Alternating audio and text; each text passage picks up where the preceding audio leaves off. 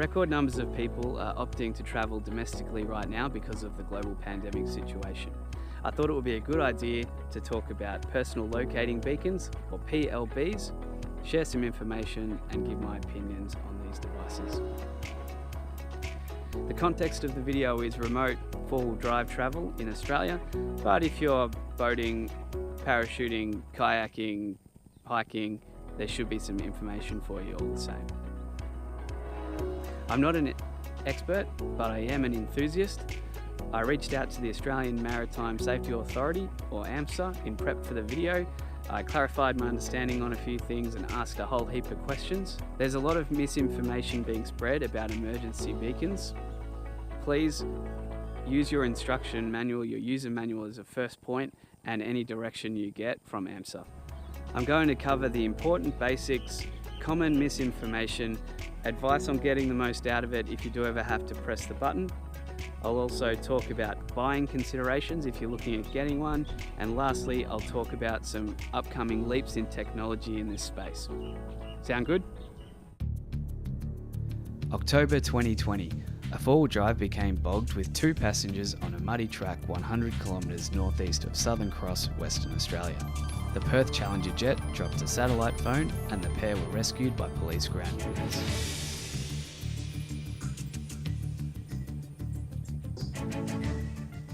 A PLB is a portable electronic device that usually has a battery life of between 7 and 10 years, depending on the model. It is pre-registered before activation with your own personally input information. They are primarily carried by adventurers and travellers in case of emergency.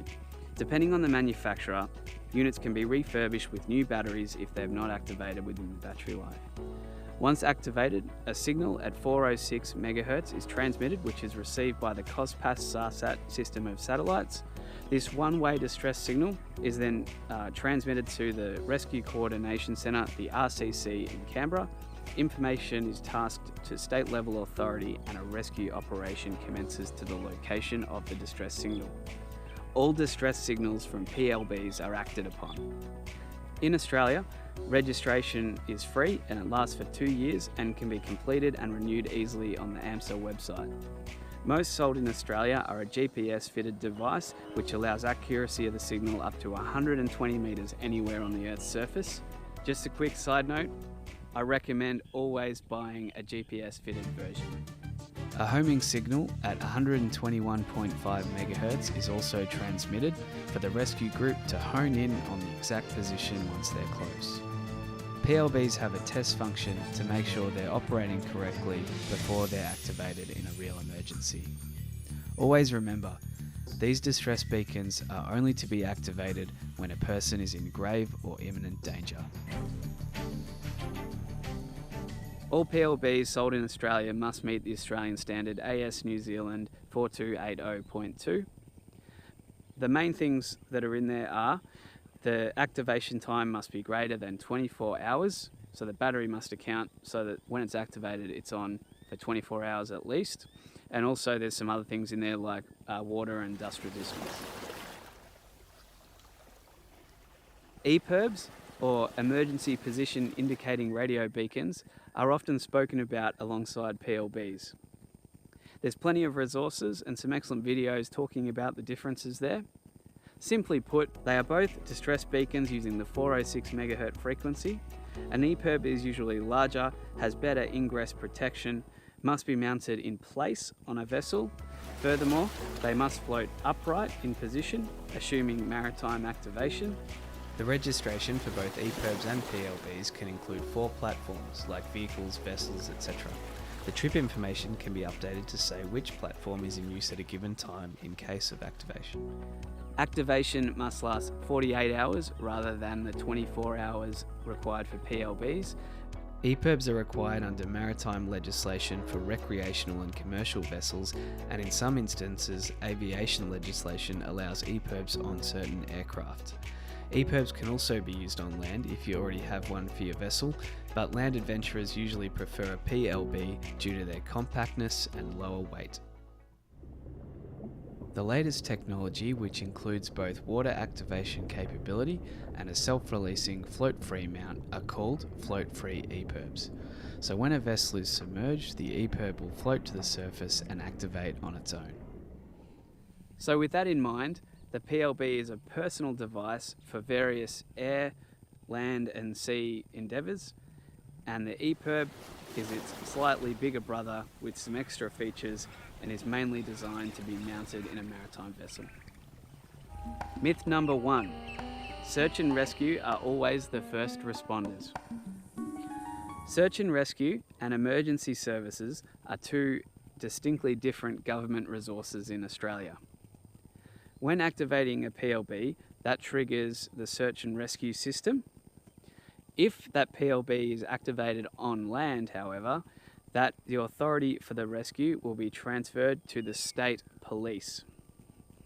That's not to say search and rescue resources won't be deployed, but they won't be coordinating it, and it means that the state police may well be the very first responding people to the rescue. If the signal is on say a gravel road outside a country town, a reasonable distance, there's a good chance that it might be a single police car vehicle tasked to get out there as quick as possible. It won't always be an aircraft. It depends on the time of day, the available resources, a lot of other factors. Myth number 2. You will be rescued within 1 hour. It's not like the movies. You're not going to hit the button and 5 minutes later there's a Black Hawk helicopter, 10 police cars with sirens and then 3 fire trucks behind them. It just doesn't work like that. Consolidating information, allocating resources, deploying those resources all takes time, and for that reason you need to be prepared to survive.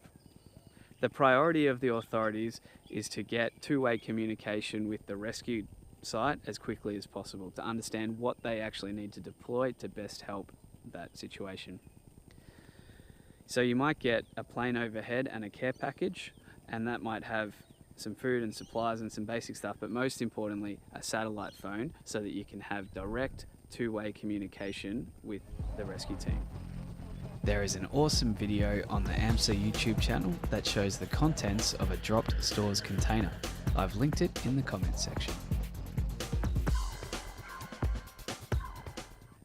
Imagine a police car is the first on site, but you've had a horrific injury for one of the people in your vehicle.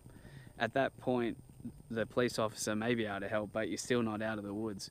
And so that's why having two-way communication is so important. It's kind of, as soon as that first person's still there, you still haven't got the help that you need, and you're going to be waiting even longer. Having a conversation with someone is going to be so much more effective than what your PLB can do, which is a blip on a map.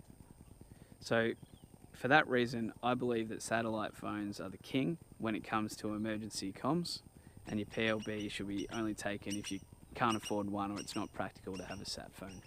So if two-way communication is king in a rescue, then you should always try your mobile phone first, then the sat phone, and then the PLB. Unless you know you don't have coverage with your mobile phone, you go straight to sat phone and then PLB. Setting up immediate two-way communication allows you to say exactly what you need, and no time is wasted in the rescue and deploying those resources to you. It's not uncommon for some resources to only be deployed in daylight, and so you may be waiting overnight depending on where you are. Remember though, all PLB distress signals are acted upon. Myth number 3. Rescues are financially crippling to the individual. The federal government will pay to get you to the first point of safety. This could be an RV point with an ambulance, it could be a hospital itself, or it could be the nearest township. After that though, it's on you.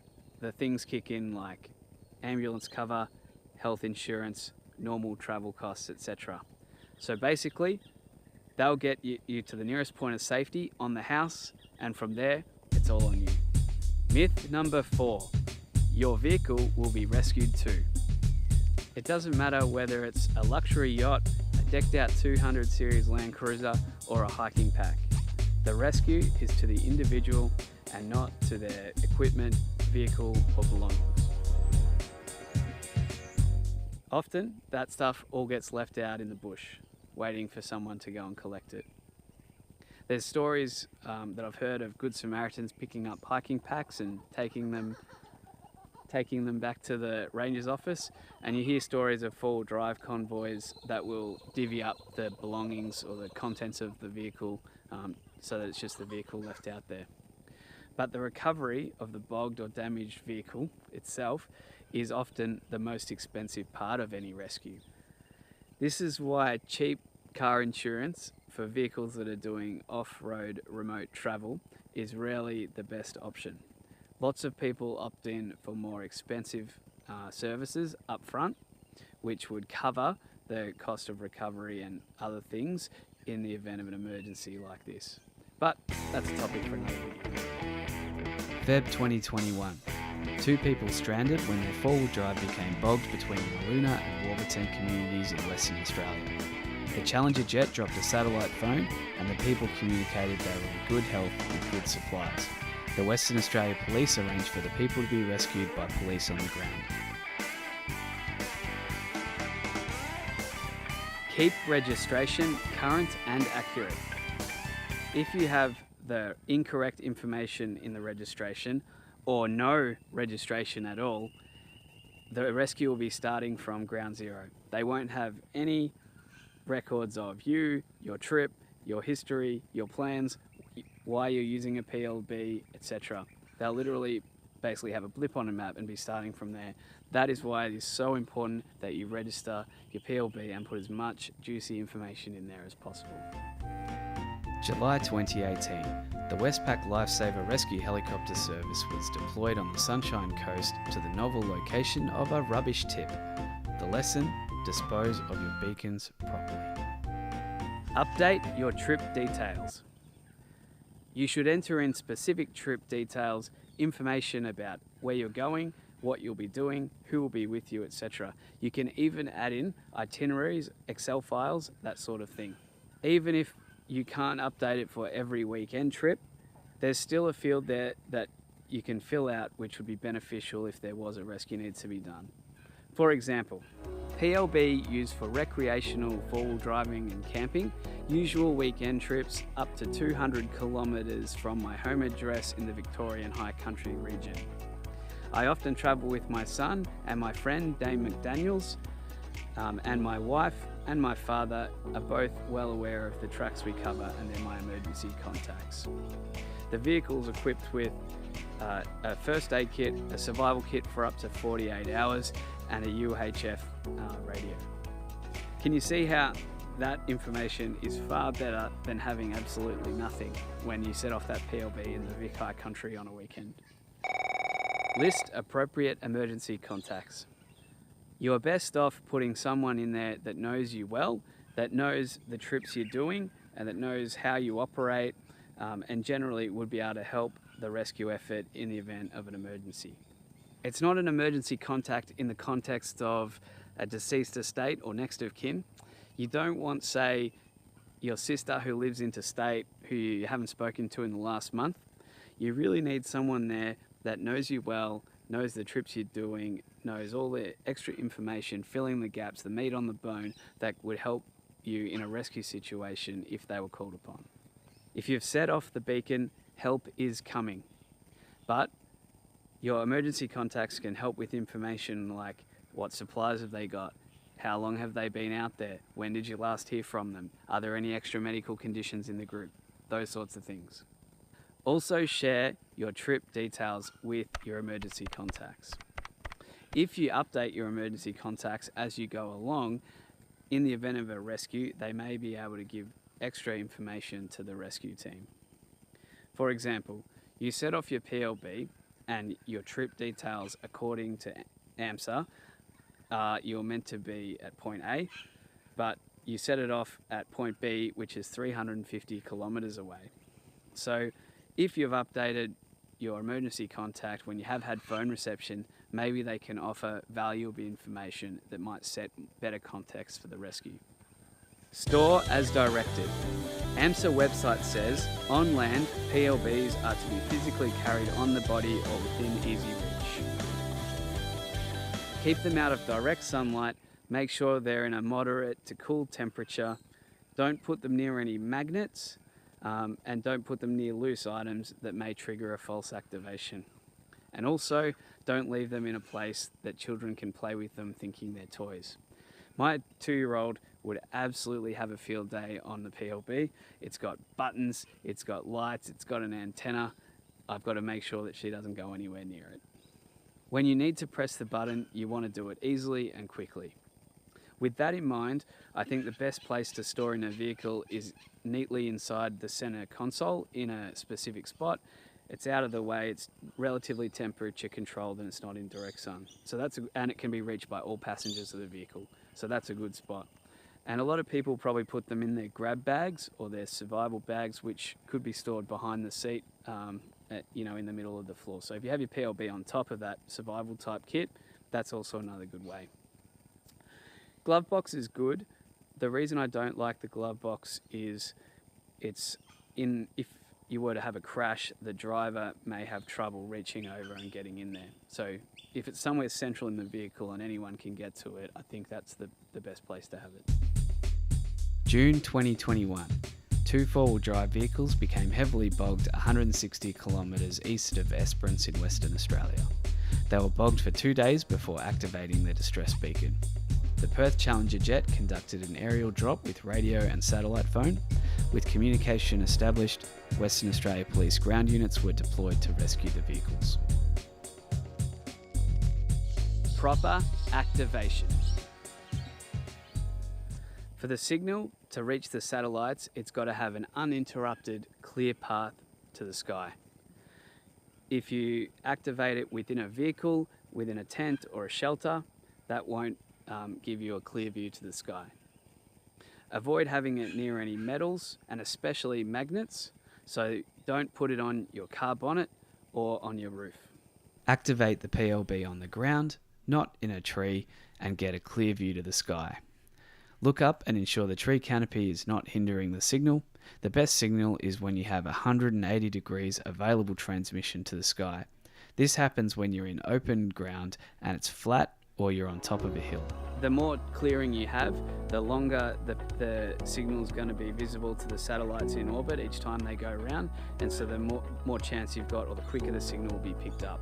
Another good option is a large rock. So the rock or a surface, hard surface to place the PLB on, that also helps with a really clear transmission. All PLBs are approved to meet the Australian standard to transmit for a minimum of 24 hours. How much longer they transmit will depend on many factors, including environmental conditions like temperature. The colder the temperature, the more power is consumed over time, and the warmer the temperature, the less power being consumed. So if you have 2 friends and you buy them both a PLB, one is going for a trip in Tasmania in the middle of winter, and the other one's going to far north Queensland at the same time, the one in far north Queensland will last longer. That being said, they're both made to the same Australian standard and they'll both last at least 24 hours.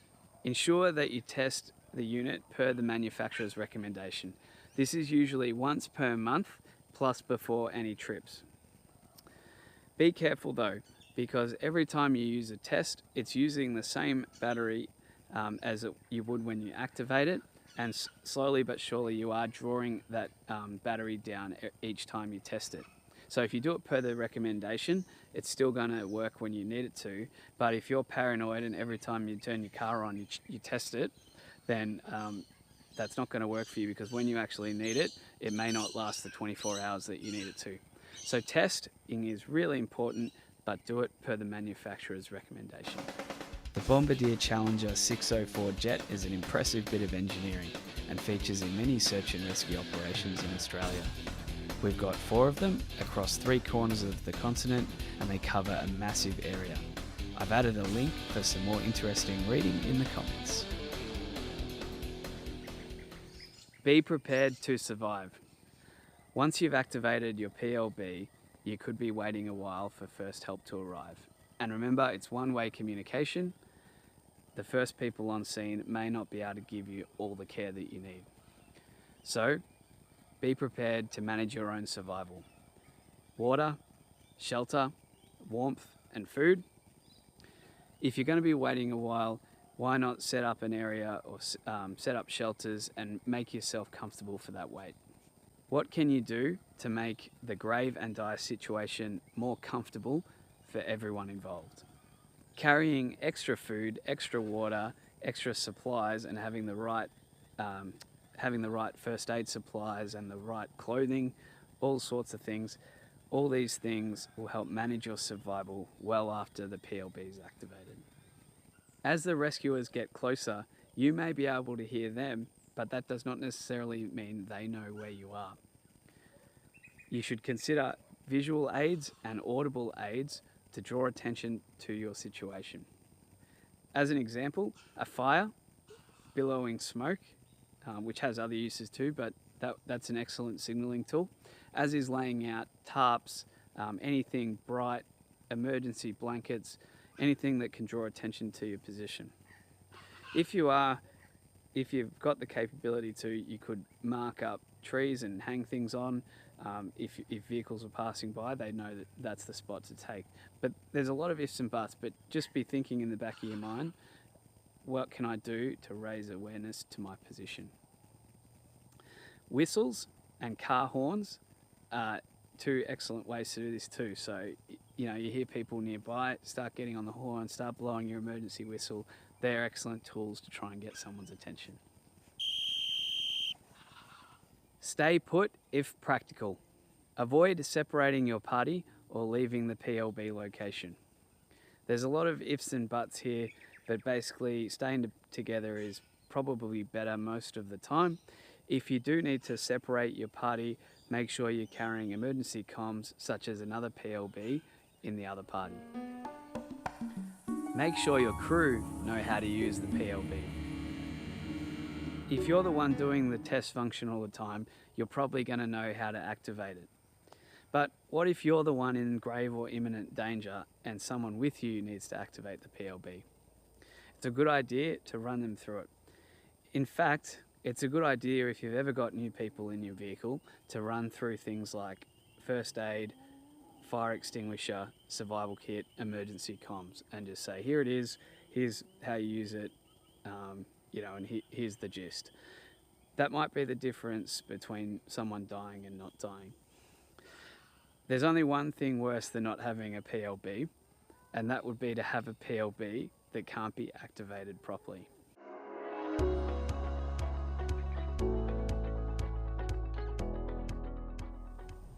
Buying a PLB outside of Australia will mean they're not coded for Australia and they won't meet the Australian standards. So, buying one within Australia, they'll all meet the same standard. That is, they'll all last for 24 hours and they're all going to roughly do the same job. We got this one, the KTI, because it was cheap. It was a refurbished one from the manufacturer, and it relatively small in size, and it had a 10-year battery life, which was superior to most of them at 7 years. KTI have shut up shop as of early 2021, so when this battery runs out, which will be in 2026, we'll be up for a new one. If you had have asked me in 2017 what buying considerations you should have, I would have said just get the cheapest one and make sure it's got good battery life and make sure it doesn't take up much space. Why should something that you never plan on using take up any more space than it needs to? Well, I've gotten a bit wiser since then and I changed my answer a bit. So here it is. Make sure that you'd be comfortable activating the PLB. AMSA told a story where a man was unable to manipulate the buttons himself at the time of need, and luckily his wife was able to help him trigger the PLB.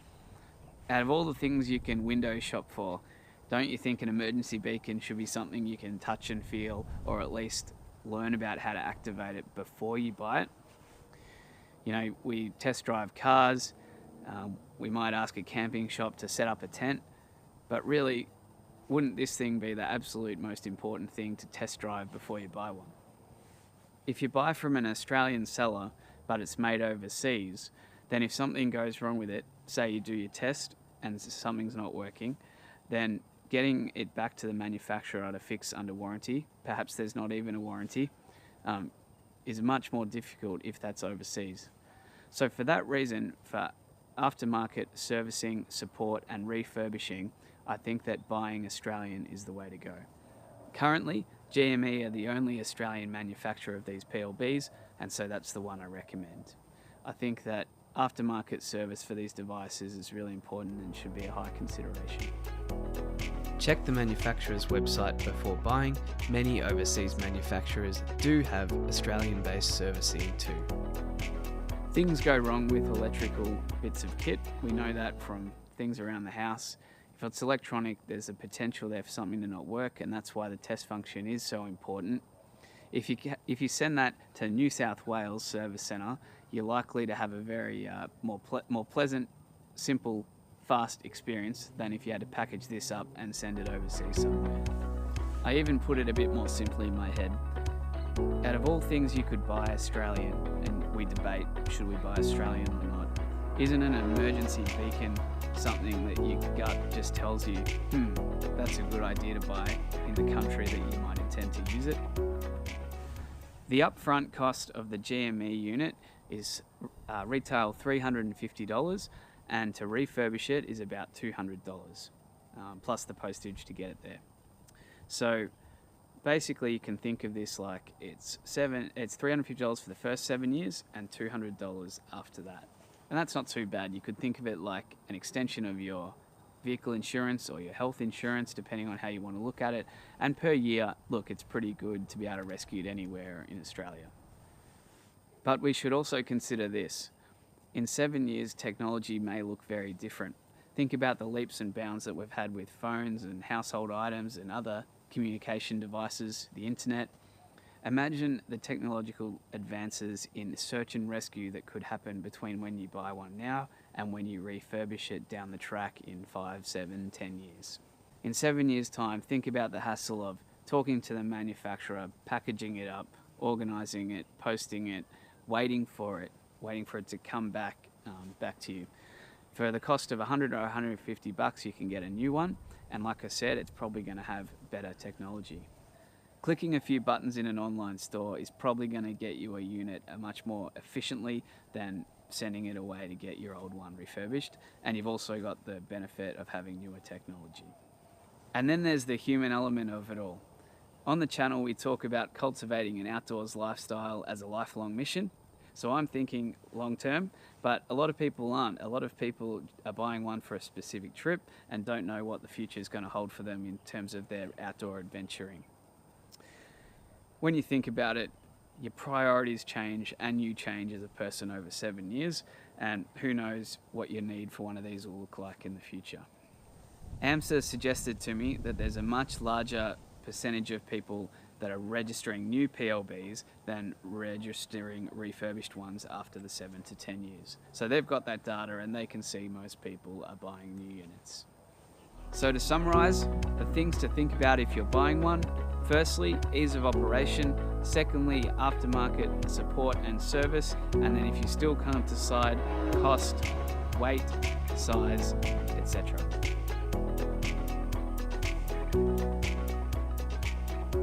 I mentioned that in a 7 to 10 year period, there's probably going to be technological advances in distress beacons that may make you want to hold off refurbishing and just buy another unit. A technology that's going to hit PLBs and distress beacons very soon in Australia is RLS, or Return Link Service. In a nutshell, what this does is it turns the PLB into a very simple two-way communication device rather than a one-way communication device. What happens is, using the Galileo architecture of satellites, the Rescue Coordination Centre is able to send a message back to the satellites that comes back to the PLB. And it's very binary. What it is a blue flashing light will light up on your PLB. This is awesome because the people in the emergency then know help is coming. We've got your signal and help is coming. It allows them to then focus solely on maintaining their survival and helping anyone that's in the grave or imminent danger.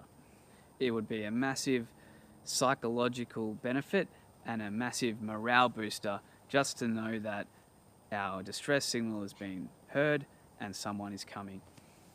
Doesn't sound like much, but I'm sure if given the opportunity and you're in an emergency, how good would it be to know that it's actually worked and people are on their way?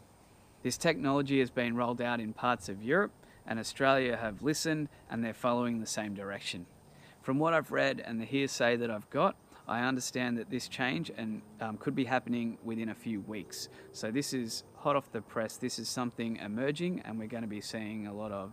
My bet would be that if you bought one today, in 7 years, you would not be able to buy one without this RLS return link service technology. So that's what I mean by the technology changing, and you may not feel like refurbishing your old one when the time actually comes. Certainly in 2026, when my battery runs out, I'll be looking at one with that RLS technology.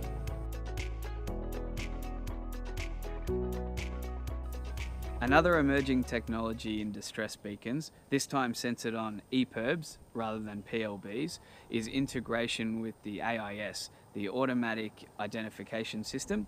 This is the anti-collision system, which basically looks like Google Maps, and you can see other boats that are in your area, or other ships or other marine vessels. So the idea is, if a vessel activates their EPIRB, then you'll be able to see that signal on the map, and you'll be able to see if an EPIRB has been activated in your vicinity. EPIRBs and PLBs will have AIS in the next generation of distress beacons, hopefully available in the second half of 2022. If other boats can see that your distress signal, they can either provide immediate emergency assistance or at least contact rescue coordination and see whether they can support the rescue in some way. So it's basically a way of waving your arms in the air to the other boats, but doing it electronically rather than physically. June 2019. A four-wheel drive got bogged in a creek at night in remote Princess Charlotte Bay in far north Queensland. The occupants were concerned because they were in crocodile country and they thought a croc was nearby. The Cairns Challenger jet was deployed to investigate, comms were made by UHF radio, and retrieval for the party was organised with a local police station. PLBs are the little red button, the oh shivers button, the last resort. Even if you're strapped and you're on a budget, I'd highly recommend having one for all remote travel within Australia. Remote doesn't just mean the distance from civilization. It can also mean how difficult it actually is to get services to you. So you don't have to be in the absolute middle of nowhere to feel like you're in the middle of nowhere when you need to be rescued. Let me know if this has been useful to you. I have in mind to do videos on related topics such as my survival grab bag and comparing other satellite communication devices. What do you want me to talk about? Be sure to check out the AMSA website and their Facebook page. There's some really excellent resources on there. It's not too overwhelming, I promise. It's really well presented. It's a privilege to be in Australia and have such amazing rescue services available to us. I think that it's only fair that in return we personally prepare so that if it's you or someone you love in that emergency, that rescue can be as effective and efficient as possible. Best wishes, safe travels, see you soon.